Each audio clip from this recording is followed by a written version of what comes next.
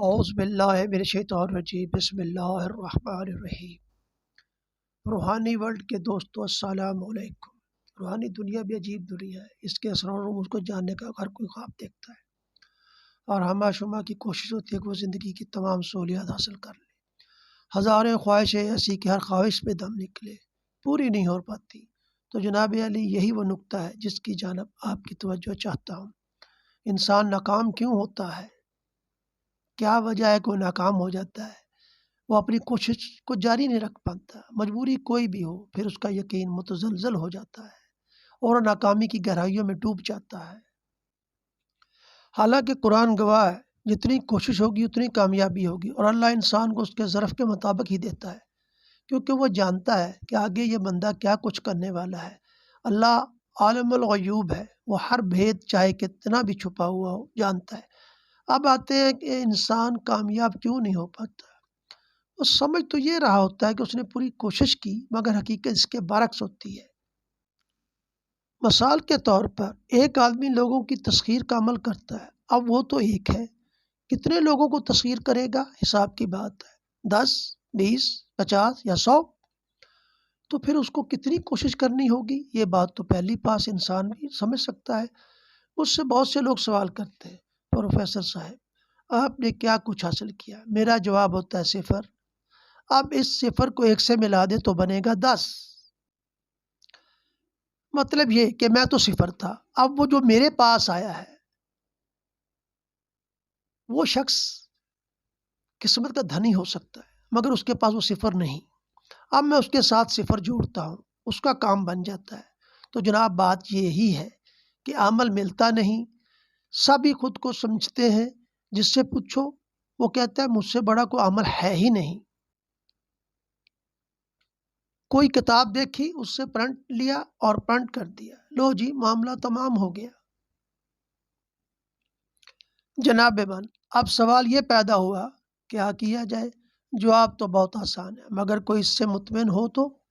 جب میں کہتا ہوں من کو صاف کیا جائے تو جواب ہوتا ہے ہم تو پکے مومن ہیں، ہم سے بڑا صاف دل پیدا ہوا ہی نہیں۔ کہا خود کو ٹٹولو، جواب ملا ہم سب کچھ جانتے ہیں۔ کہا بھلائی کرو، جواب ہم سب کرتے ہیں۔ کہا رزق حلال کھانا ہے، ترنت جواب آیا حلال لقمہ کے علاوہ کھاتے ہی نہیں۔ ایسے لوگوں کا کیا کیا جائے؟ میں کوئی دینی مبلغ نہیں ہوں، مگر یہ تو جانتا ہوں کہ انسان کے اندر 2 طرح کی بیماریاں ہوتی ہیں، جسمانی اور روحانی، اور ایک بیماری مالی بیماری، مگر میں اس کو بیماری نہیں کہتا۔ برسبیل تذکرہ ذکر آ گیا۔ عام لوگوں کا خیال یہی ہے کہ اگر پیسہ وافر ہو تو کوئی بیماری لاحق نہیں ہوگی، مگر میں نے تو کھرب پتی لوگوں کو پاگل چڑچڑے بیمار ہوتے دیکھا ہے۔ اور اب سوال یہ پیدا ہوتا ہے اس کا علاج کیا ہے؟ یہ ایک مشکل ہے، اور کچھ نہ کچھ تو جواب دینا بنتا ہے۔ اگر میں 30% بھی جواب دے پایا تو بہت بڑا تیر مار لیا۔ تو جناب علی جب انسان مطمئن ہو جائے اپنی موجودہ حالت سے تو ان سب بیماریوں سے بچ سکتا ہے۔ تو کیسے مطمئن رہا جا سکتا ہے؟ سوال اہم ہے۔ جواب جس حال میں ہو اس پر قناعت کرو اور بہتری کے لیے تگ و دو کرو، مگر فرسٹریشن کا شکار ہوئے بغیر۔ خود کو پہچانو، جس نے خود کو پہچان لیا اس نے رب کو پہچان لیا۔ اپنی اچھائیوں اور برائیوں کو پرکھو اور جو کمی ہو دور کرو۔ اب لوگ قناعت کو یہ سمجھتے ہیں کہ جو کچھ موجود ہے اس پر بیٹھ جاؤ، مگر یہ قناعت نہیں۔ قناعت تو یہ ہے کہ جو کوشش کے بعد ملا اس پر شکر اور پھر آگے بڑھنے کے لیے قدم بڑھائے۔ پھر جو مل گیا اس پر اللہ کا احسان مانو۔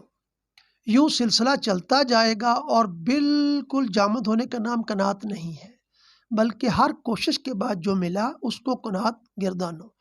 کوشش تو فرض ہے۔ لوگ قناعت کا مفہوم جمود لیتے ہیں، نہیں بابا، حرکت میں برکت ہے۔